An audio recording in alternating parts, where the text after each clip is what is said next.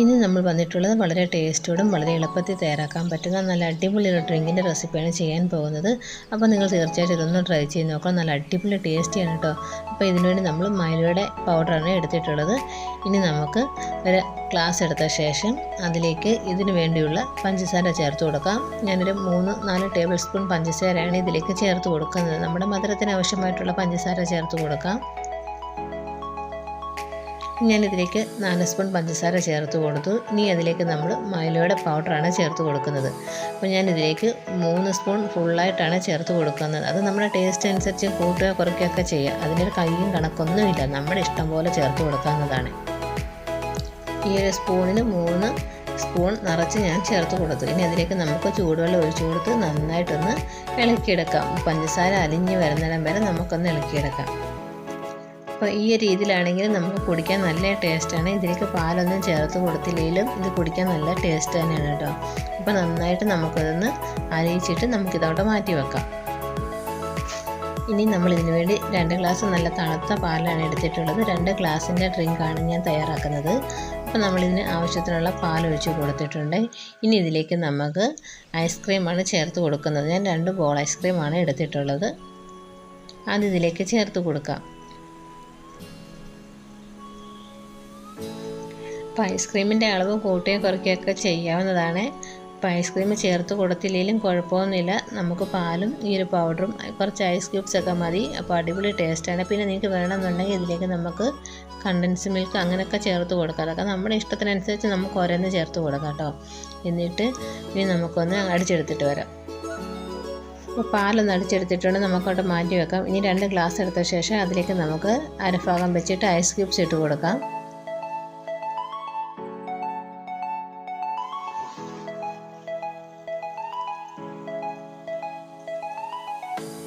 ഇപ്പോൾ ഏത് ഗ്ലാസ്സാണ് എടുക്കുന്നത് അതിൻ്റെ അരഭാഗം വെച്ചിട്ട് ഐസ് ക്യൂബ്സ് ഇട്ട് കൊടുക്കണം.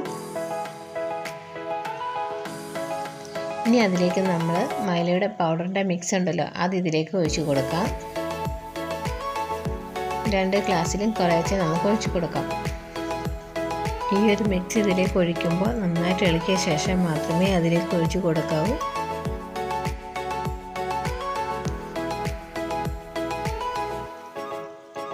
അപ്പം വളരെ ടേസ്റ്റാണ് ഈ ഒരു ഡ്രിങ്ക്. നിങ്ങൾ തീർച്ചയായിട്ടും ഇതൊന്ന് ട്രൈ ചെയ്ത് നോക്കണം. വലിയവർക്കാണെങ്കിലും കുട്ടികൾക്കാണെങ്കിലും ഒരുപാട് ഇഷ്ടമാകും. ഇപ്പോൾ 2 ഗ്ലാസ്സിലേക്ക് ഞാൻ ഇതുപോലെ കുറേശ്ശെ ഒഴിച്ച് കൊടുത്തിട്ടുണ്ട്. ഇനി ഇതിലേക്ക് നമ്മളെടുത്ത് വെച്ചിരിക്കുന്ന പാലും കൂടി ഒഴിച്ച് കൊടുക്കാം.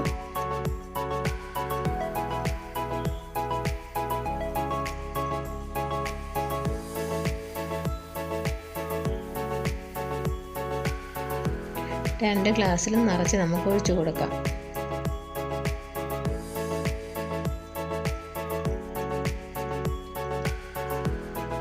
പാൽ ഒഴിച്ച് കൊടുത്ത ശേഷം അതിൻ്റെ മുകളിലേക്ക് നമുക്ക് ഐസ്ക്രീം ചേർത്ത് കൊടുക്കാം. അപ്പോൾ ഈ ഒരു ഡ്രിങ്ക് എല്ലാവർക്കും ഇഷ്ടപ്പെട്ടെന്ന് കരുതുന്നു. ഇഷ്ടപ്പെട്ടെങ്കിൽ ഫ്രണ്ട്സിനൊന്ന് ഷെയർ ചെയ്യുക, ലൈക്ക് ചെയ്യുക. നിങ്ങളുടെ അഭിപ്രായങ്ങൾ മറക്കാതെ കമൻറ്റ് ബോക്സിൽ അറിയിക്കുക. വീഡിയോ ആദ്യമായിട്ട് കാണുന്ന കൂട്ടുകാരുണ്ടെങ്കിൽ എൻ്റെ ചാനലൊന്ന് സബ്സ്ക്രൈബ് ചെയ്യുക. തൊട്ടടുത്തുള്ള ബെൽ ബട്ടണിൽ ഓൾ എന്ന ഓപ്ഷൻ എനേബിൾ ചെയ്യുക. ഇപ്പോൾ 2ലും ഐസ്ക്രീം ഒക്കെ ഇട്ട് കൊടുത്തു. അതിൻ്റെ മുകളിലേക്ക് നമ്മൾ മൈലയുടെ പൗഡറും കൂടാണ് ചേർത്ത് കൊടുക്കുന്നത്.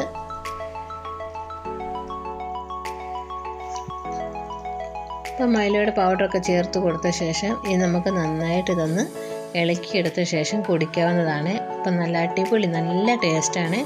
നല്ല തണുപ്പോട് കൂടിയുള്ള ഈ ഒരു ഡ്രിങ്ക് എല്ലാവർക്കും ഇഷ്ടപ്പെട്ടെന്ന് കരുതുന്നു. ഇഷ്ടപ്പെട്ടെങ്കിൽ ഫ്രണ്ട്സിന് ഷെയർ ചെയ്യുക. അപ്പോൾ വീണ്ടും നല്ലൊരു റെസിപ്പിയായിട്ട് നമുക്ക് വീണ്ടും കാണാം. താങ്ക്സ് ഫോർ വാച്ചിങ് ബൈ ഉണ്ണിക്ക് ജ്യൂസ് കറി. ബൈ.